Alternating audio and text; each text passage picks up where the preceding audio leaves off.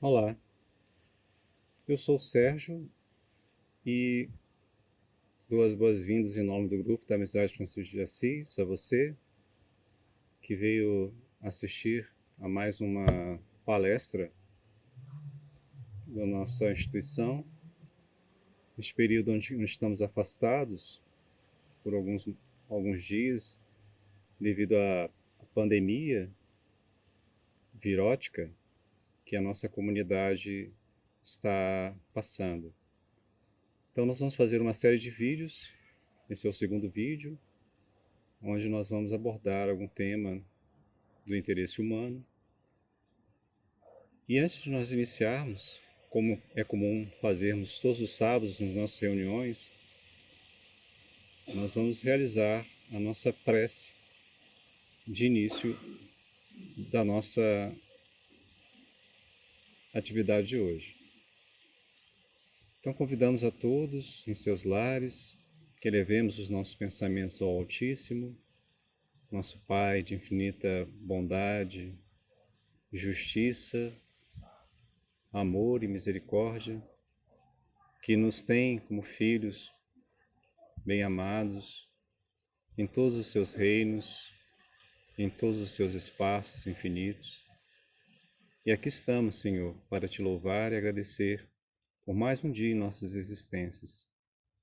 Que essas energias de paz, de saúde, de tranquilidade e alegria chegue a todos os nossos irmãos e irmãs, levando-lhe e também aos seus entes queridos toda essa vibração de amor e paz. Muito obrigado, Senhor. Que assim seja. Queridos, muito bom estar com vocês hoje.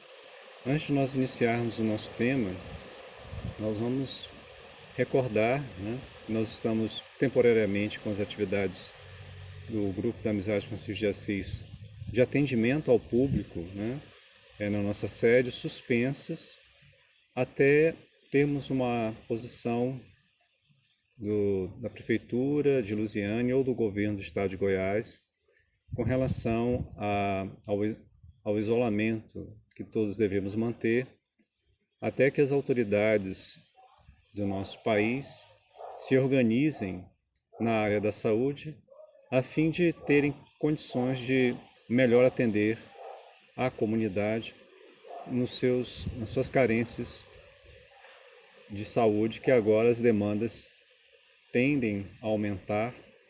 Então, é aconselhável realmente mantermos os nossos cuidados, de higiene pessoal, de distanciamento pessoal também, se possível.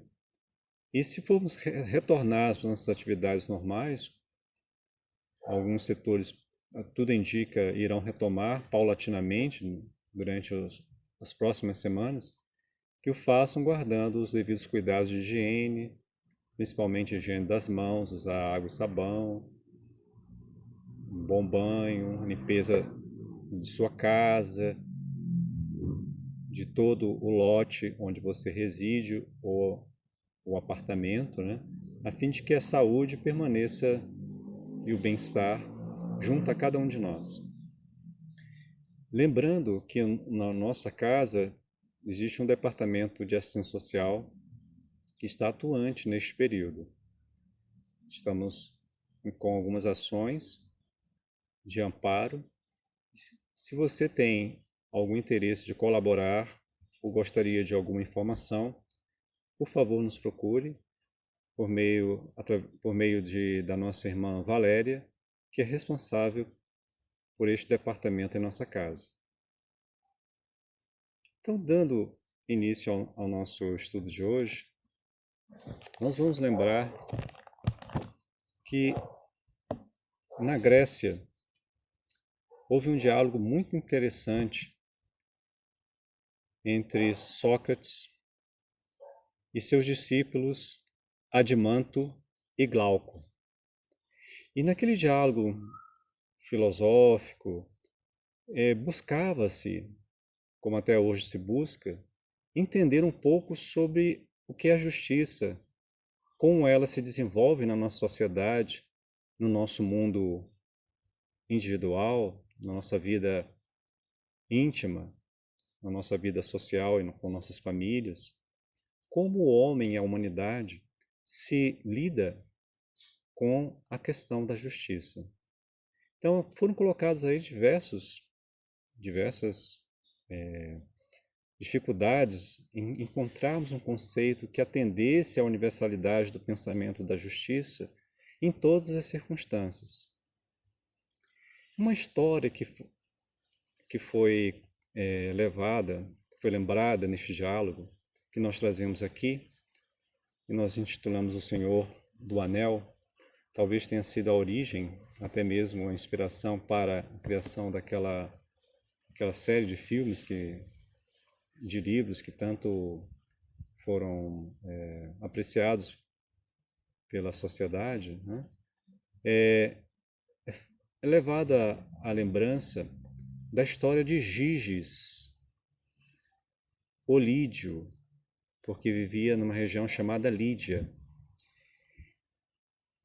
E dizem que esse senhor, Giges, ele era pastor de ovelhas.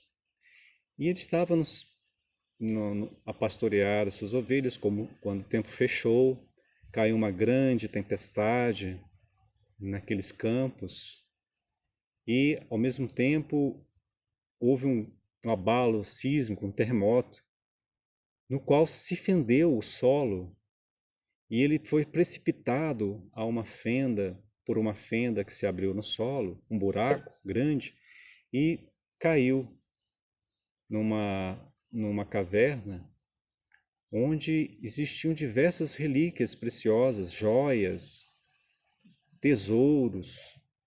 E ele ficou maravilhado com aquilo. E ele foi e observou que existia um touro de bronze muito grande, e onde havia algumas aberturas por ele. Ele foi observar aquele touro e encontrou dentro daquele touro de bronze um cadáver, já de muito tempo que estava ali. E o que atraiu ele foi que nesse cadáver, provavelmente um homem, ele não conseguiria divisar se era um homem ou se era uma mulher, existia um anel, um anel com um brilhante lindíssimo, aquele anel. E ele ficou fascinado por aquele anel. Ele retirou então aquele anel e saiu embevecido, fascinado com aquela beleza daquela joia, colocou no seu dedo e saiu daquela cratera, daquele buraco, né, daquela caverna, e voltou à sua vida normal. Mas só levou aquele anel, que sobre ele exercia grande fascínio. Todo mês, os pastores se reuniam com o rei local de Lídia, do reino de Lídia. E como ele era um pastor e deveria participar mensalmente para prestar contas com o rei, ele foi com um grupo de pastores a uma audiência com o rei, numa grande sala, sentou-se no meio de todos, e enquanto começavam a prestar contas, alguns começavam a falar sobre as atividades do pastoreio, das atividades deles, ele pegou o seu anel, que ele tinha achado junto com aquele tesouro, e virou a pedra do anel para dentro de sua mão. E ele reparou que um fato inusitado ocorreu. Ele ficara invisível. Ele começou a notar que as pessoas davam falta dele. Onde está Giges? Não estava aqui agora. Ele saiu, ele ausentou-se do salão do rei. E aí ele ficou, eu fiquei invisível. E daqui a pouco ele sai daquela onde ele estava sentado, vai para um canto, vira novamente o anel, agora com a pedra para fora, e observa que ele se torna visível. Então ele descobriu que o anel dava-lhe um poder mágico da invisibilidade. E a partir daí ele começou a ir nos mercados, na comunidade, fazia os testes para ver se realmente aquilo se passava, ele realmente dava-lhe, conferia-lhe este poder. E Giges teve um plano. Ele começou usando o anel no modo invisibilidade, começou a verificar as pessoas que entravam no palácio, os mensageiros do rei, e saber quais eram as informações que estavam sendo levantadas, levadas a ele, quais eram os segredos daquele reino. E assim ele teve uma ideia infeliz. Ele começou a tramar a queda do rei, retirar o rei do poder. E assim, com este plano em mente, ele foi à rainha e fez uma proposta e seduziu a rainha, que não estava desgostosa do rei, para fazer parte desta trama. E assim, usando desses poderes de invisibilidade e de sabedor de informações importantes, eles conseguem retirar o rei do poder e ele sim, Giges, assumir o poder tirânico naquele reino. Naquela época na Grécia, principalmente em Atenas, a maior comunidade democrática que se tem notícia, onde nasceu a democracia, berço da democracia, havia uma preocupação muito grande com relação a isso, sobre o que seria a justiça. E exatamente nesse diálogo, que está no livro A República, de Platão, é levado essas considerações, diversas considerações que eram comuns na opinião geral da época, de que a injustiça era vantajosa, de que dificilmente um justo conseguiria sucesso na sua vida, seria menosprezado, continuaria pobre, e somente a injustiça levada ao grau máximo de sua arte, no sentido de dissimular qualquer evidência de sua própria condição, aquele que conseguisse ser mais injusto possível e aparentasse justiça perante todos, seria o grande artífice da injustiça e teria grande sucesso. Essa era uma das ideias muito comuns na opinião geral do povo em Atenas. E durante todo o livro, passando por diversas questões no campo da pedagogia, da antropologia, da filosofia, obviamente, da política, essa linha de raciocínio persegue, né, vamos dizer assim, acompanha todo o livro na busca da definição da importância e da valorização da justiça. E um dos argumentos que eram levados, que Sócrates utilizou, um grande argumento que está em toda essa obra, uma obra clássica da política moderna, da política antiga, e uma obra que resume toda a filosofia socrática e platônica, A República, o livro A República. Sócrates o personagem Sócrates leva à consideração de quando você lê um livro muito pequeno, com letras pequenas, e você tem dificuldade de ler, é melhor você ler aquelas letras num outro livro, num outro local, onde ele esteja grande, com letras grandes, para que você possa ler melhor, se a sua visão não te permite ler letrinhas pequenas. O que ele queria falar com isso? De que se nós observar somente o homem num pequeno domínio, ou num pequeno círculo, onde se vê que a justiça muitas vezes consegue ludibriar e aqueles que se passam de justos, entre aspas, aparentemente, e usam de poder para exercer, na verdade, para realizar os seus interesses pessoais ou de sua família, a injustiça, né? Prejudicando, lesando os outros. Quando nós transportamos isso e lemos isso na cidade, na coletividade, num país como um todo, isso nós vamos ver quais são as repercussões que isso vai dar e verificar que, na verdade, isso não consegue perdurar por muito tempo ou leva a uma deterioração da própria vida social.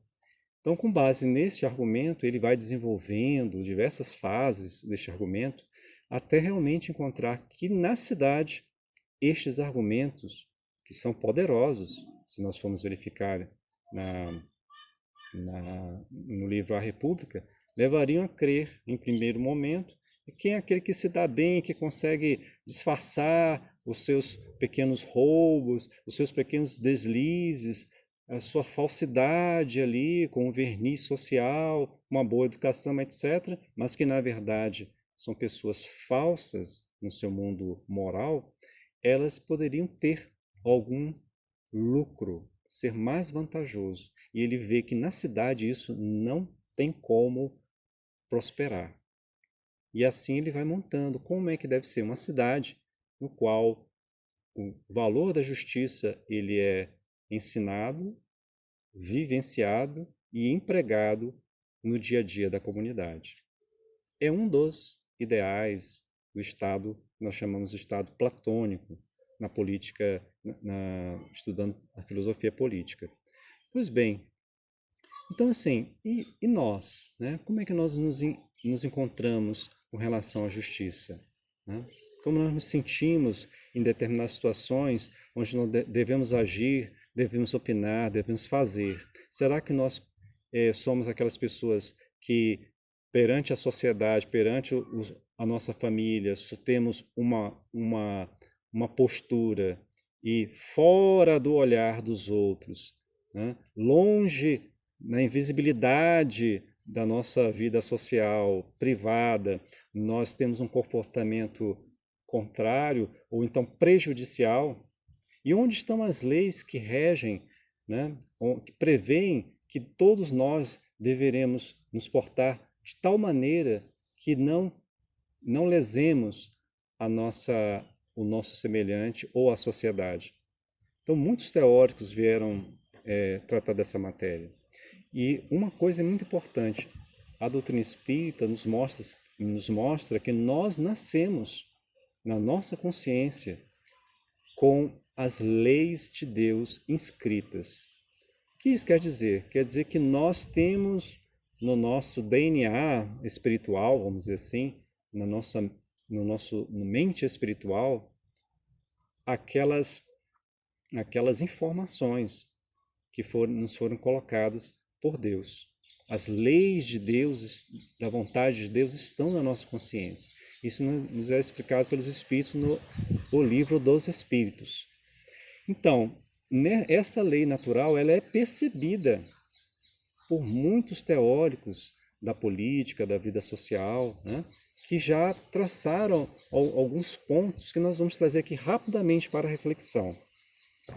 Nós lembramos, primeiramente, né, que a questão da justiça ela já está na nossa legislação antes até de Moisés, no Código de Hammurabi, de 1780 a.C., onde lá está o princípio da retaliação, ou o princípio da lei de talião, né?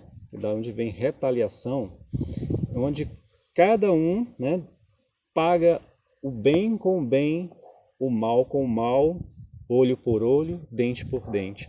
É o princípio da reciprocidade que rege o mundo natural, as leis divinas da natureza, que às vezes são interpretadas de acordo com a civilização, aqui o povo babilônio, de uma determinada forma. E assim, alguns princípios, outros foram deduzidos pelos teóricos, pelos filósofos da política, como, por exemplo, John Stuart Mill, que deduziu o princípio do dano, né? O princípio do dano. O que é isso aí, o princípio do dano? É que nós, né, não podemos lesar, provocar um dano, né, a ninguém, nem cercear a sua liberdade. O único fim para o qual as pessoas têm essa justificação seria de não ofender ninguém e interferir na liberdade de outrem, seria no caso de nós, de autoproteção, né, de autopreservação do ser de nós ou de outra pessoa, onde nós interferiríamos na liberdade, que é um princípio natural, mais um, o princípio da liberdade, o princípio da vida, né, de termos a propriedade dos meios, né, termos acesso aos meios para mantermos a vida, que é o conceito mais abrangente de propriedade. Temos o corpo, dispormos do nosso próprio corpo para podermos trabalhar em diversas atividades na Terra, intelectualmente, trabalhar no mundo para obtermos os meios necessários para atender às nossas necessidades. Isso é um direito natural, previsto e intuído por diversas mentes no passado e no presente. Então esses princípios norteiam, né, dão um norte, nos ajudam a compreender a questão da justiça. Outro princípio interessante também, muito antigo, já de Roma, do direito romano, o princípio da não lesão. Né?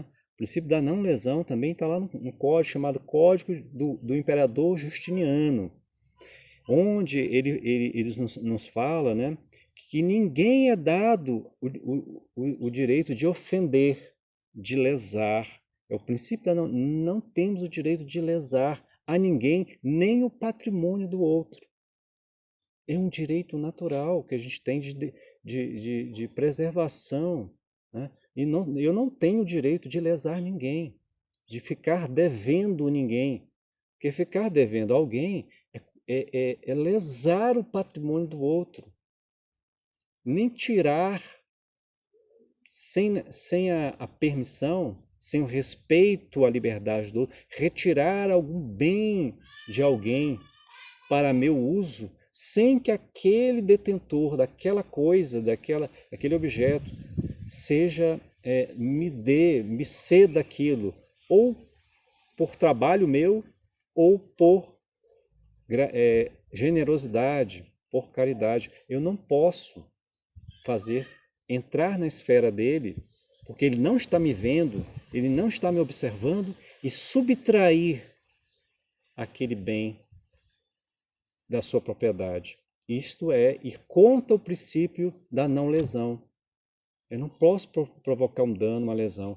E se eu fizer isso, esta lei mesmo natural, que está embutida na nossa consciência, todos nós pensamos assim.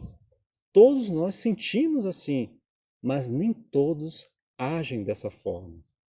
Então nós devemos fazer uma autoanálise, verificar até que ponto eu já estou vivendo esta realidade espiritual e moral.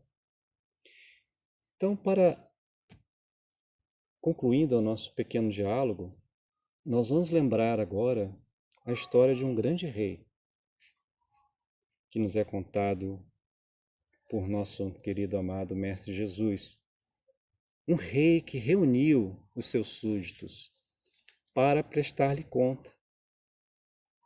E reuniu aquela assembleia de pessoas ali, e o rei ouvindo a prestação de conta de cada cidadão, cada súdito do seu reino, do investimento que o rei fez, né? Dos serviços, das riquezas da terra, dos meios que o rei proporcionou para que eles trouxessem parte dos frutos para prestar contas. E entre eles existia um que foi verificado que lhe devia 10.000 talentos. Olha, esse aqui, rei, lhe deve 10.000 talentos. Então, vamos fazer o seguinte, vende ele, a esposa e os filhos lá no mercado. Vende eles lá no mercado para que eu possa recuperar desse prejuízo. E ele, não, pelo amor de Deus, não faça isso, eu vou pagar, o senhor é um rei sábio, não faça isso, a minha família vai sofrer muito. Tal. Então o rei se comoveu com essa demonstração de humildade, de reconhecimento do erro que essa pessoa teve, né, aquela demonstração de arrependimento e perdoou, tudo bem. Vai, então, a sua dívida está perdoada. Assim que saiu do palácio do rei, aquele servo, ele lembrou que alguém devia dinheiro a ele, estava passando ali perto. Devia uns 10 reais, 20 reais, uma quantia pequena. E chegou, segurou no pescoço dele assim, quase que esganando o coitado. Falou, você vai ter que me pagar, eu vou te levar para a prisão. E ele falou, por favor, tenha piedade, eu não tenho dinheiro agora, mas eu vou conseguir o dinheiro ali. Não, você vai preso, eu vou te levar para a prisão, vou te levar nas autoridades. E levou ele lá. E ele não, e ali naquele momento, naquela cena, um dos súditos do rei estava observando, tinha visto ele lá dentro no palácio, conversando com o rei e sendo perdoado. E levou essa notícia desse fato ao conhecimento do rei. E o rei, o quê? Traga ele aqui de novo. Aí falou, eu tinha te perdoado. Aí ele chegou, não, o que que houve? Tudo bem? O que aconteceu? Não, meus súditos, meus mensageiros chegaram aqui falando que você chegou e teve essa atitude. Eu usei de misericórdia para com você e você vai e age dessa forma com outro súdito meu, né? Então, por você não ter tido piedade, não ter perdoado, eu também não vou te perdoar. Já que você não perdoa, eu não vou te perdoar. Então, pode prender ele. Só vai sair da prisão agora se ele pagar a dívida. E assim Jesus nos fala da questão do reino de Deus, que é um reino de piedade, de perdão, e que muitas vezes nós esquecemos disso. Que nós não devemos lesar ninguém, devemos buscar proteger o outro. E nesses momentos difíceis onde estamos vivendo, nesses e em outros momentos, cada um de nós tem uma vida onde já lidou com esse tipo de situações, onde nós fomos lesados, ou nós já lesamos, que nós devemos reparar, se nós lesamos alguém, reparar o que nós fizemos. Pedir desculpa, reparar, devolver, mesmo que seja R$ 1 ou que seja 100.000 reais, não importa, nós devemos fazer. E se não dermos conta, o que a gente vai fazer? Nós não temos conta, perdemos o emprego, estamos desempregados, o que fazer? Converse, demonstre a sua situação ao seu credor, ao seu empregador, né, empregadora, converse com ela. Olha, aconteceu isso, eu adoeci, ou então a situação está assim, fui mandado embora. Ou, e você que está na situação de ter um equilíbrio maior financeiro, ouça o que está sendo falado, averigue a realidade dos fatos que envolvem aquela vida, porque agora nós podemos estar numa situação boa, mas amanhã não se sabe. Então, o perdão, ele também está implicado com a questão da justiça. A justiça de Deus é uma justiça misericordiosa. Esta foi uma das grandes lições que o nosso Mestre Jesus veio nos mostrar, né? Então, queridos, eu acho que esta reflexão ela já está em bom tamanho. Nós não queremos cansá-los, né, com uma narrativa maior, uma dissertação maior. Agradecemos a presença de todos, a audiência de todos, e pedimos que compartilhem, se acharem interessante este vídeo, de alguma forma possa ajudar alguém, compartilhe com alguém conhecido. Isso pode servir também para uma maior reflexão em nossas vidas, não só minha, não só sua, mas de toda a sociedade. Terminando, então, nós vamos homenageando ao nosso querido e amado Mestre Jesus. Vamos lembrar de uma música do cancioneiro cristão que nos diz assim: buscai primeiro o reino de Deus e a sua justiça, e todas as coisas vos serão acrescentadas. Aleluia, aleluia. Não só de pão o homem viverá, mas de toda palavra que procede da boca de Deus. Aleluia, aleluia. Se vos perseguem por causa de mim, não esqueçais o porquê.